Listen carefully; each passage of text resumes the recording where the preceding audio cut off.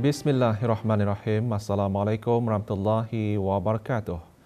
200 peserta dan sukarelawan menyertai program Curhat di Kampung Kitani berhubung dengan alam semula jadi, berhubung dengan diri sendiri. Dianjurkan oleh KIOHAD dengan kerjasama Majlis Perundingan Kampung Kasat, Sekolah Rendah Kasat, Jabatan Penjara dan Pusat Pembangunan Belia, program diadakan di Sekolah Rendah Kasat. Hadirin berhormat Awang Amran bin Haji Maidin, Ahli Majlis Mesyuarat Negara. Antara pengisian program termasuk penanaman pokok dan lanskap untuk meningkatkan kesedaran terhadap alam sekitar serta sesi terapi ekoseni. Diadakan sempena kempen Hari Bertindak 2024, program antaranya bertujuan memupuk kesihatan mental dan melindungi alam sekitar.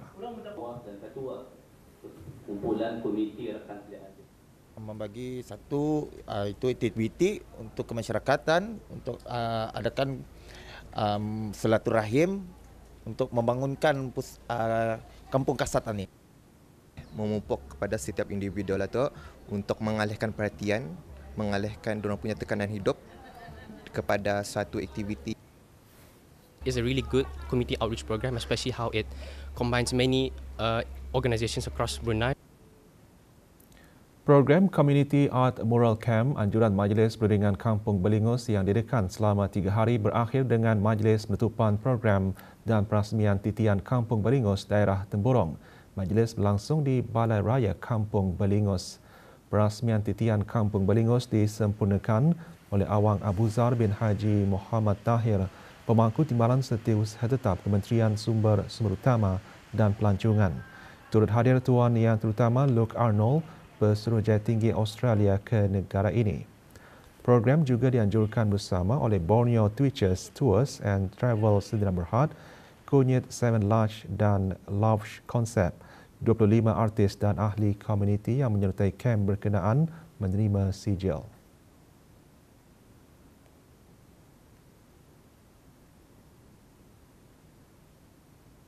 Ini adalah bagus sekali bila kita menyertai community walk,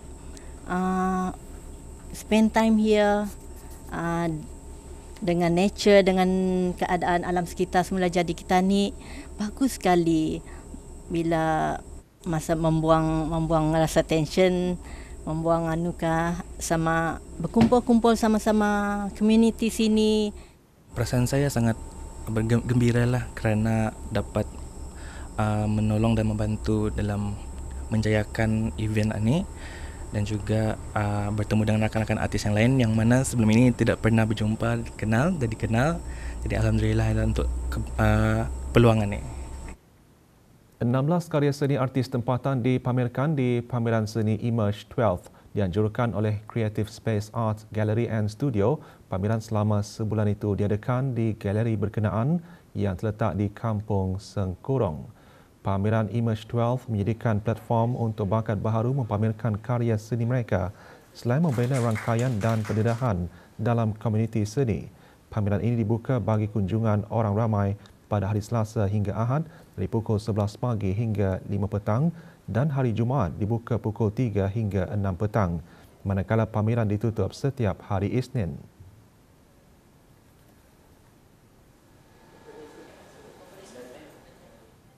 For this year, the theme is for Emerge 12 is Recollection, which means any past memories or any past histories of the artist altogether, and they convey that memories into a painting.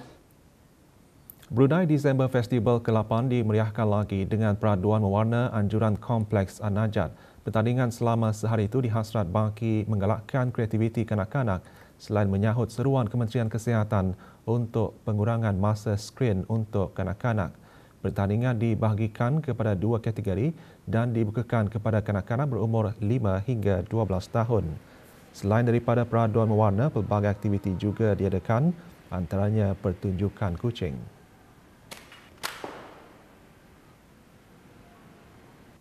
Bring families together and then macam instead of melancong keluar, tadi dapat ada aktiviti je di sini as an alternative lah. Kemahiran, minat dan kesabaran yang tinggi diperlukan untuk menghasilkan produk kayu berkualiti tinggi. Meskipun tidak mudah, namun RR Casio Smith merupakan sebuah syarikat tempatan yang berkebolehan dalam menghasilkan pembinaan rumah haiwan peliharaan. Terletak di Kompleks Perindustrian Beribi, RR Casio Smith ditubuhkan pada tahun 2021. Bermula hanya sekadar minat dalam bidang pertukangan kayu. Sejak di bangku sekolah lagi, pemilik syarikat ini mula memberikan diri untuk menceburi dunia keusahawanan setelah menyedari hasil pembuatan rumah kucing miliknya mendapat sambutan menggalakkan.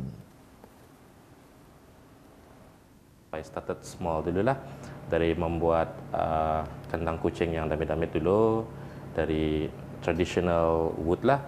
But then throughout the years, I found out some improvement to my product. Because my aim is to create a locally recognized brand. Setiap perniagaan pasti akan berdepan pelbagai cabaran. Bagi RR Casio Smith, mencari pekerja yang mempunyai kemahiran dalam bidang pertukangan adalah salah satu daripadanya. My vision is to go global, okay? Because I realized that kalau di Brunei there is always a market. Tapi why stop here? Okay? Why stop here when you can go outside? Because we are not limited by border. So that's why we can always try to branch out ke luar negeri. Sentiasa bersikap positif dalam menghadapi cabaran menjadi pegangan seorang pengusaha belia tempatan untuk membuka sebuah kafe. Ikuti laporan lanjut mengenainya bersama Zulfadli Haji Kasim. Untuk diri saya, prinsip saya sendiri, saya ada 4 prinsip saya sendiri. Fikir, zikir, syukur, sabar. So, bila mana Tani dapat amalkan 4 perkara ini, insyaAllah Tani kan positif lah ke hadapan yang akan datang inilah. Awangku Muizul Izian Akmal bin Pangeran Amaluddin, pengasas kedai informal Kevin, terinspirasi untuk membuka kedai sendiri semasa melanjutkan pembelajaran di Bandung, Indonesia sekitar tahun 2019. Tertubuhnya secara home base, beliau bermula dari menjual secara kecil-kecilan menggunakan botol dan dihantar ke kedai-kedai runcit dan pelanggan secara tempahan awal. So, nama informal ini kira tercetus daripada cara pembuatan kopi kami sebelum ini. Akhirnya kami dapat membuka home base cafe. Ini pun sebenarnya home base cafe ini pasal hobi saja sebenarnya, dari minat. Tapi kawan-kawan banyak atau membagi motivasi lah untuk start saja bisnesnya daripada ia jadi hanya hobi. Beroperasi sejak 6 Mei 2020, pelbagai variasi minuman disediakan untuk para pelanggannya, daripada specialty coffee, coklat, matcha dan sebagainya. Para pelanggannya juga memberikan maklum balas yang positif terhadap hasil rasa dan kualiti minuman yang dibuat di informal Kevin. Jadinya di sini kami ada menjual berbagai variasi minuman, daripada specialty coffee kepada kopi sendiri, latte yang macam biasa, minuman-minuman macam coklat, tea dan matcha. Golongan belia perlu berani untuk meneroka bidang keusahawanan, memandangkan keusahawanan adalah nadi sebuah ekonomi. Zulfadli Haji Kasim melaporkan untuk Berita RTB. Kerja-kerja penggantian injap akan dilaksanakan di stesen pam air Jerudong bermula hari ini pukul 8 malam sehingga kerja selesai.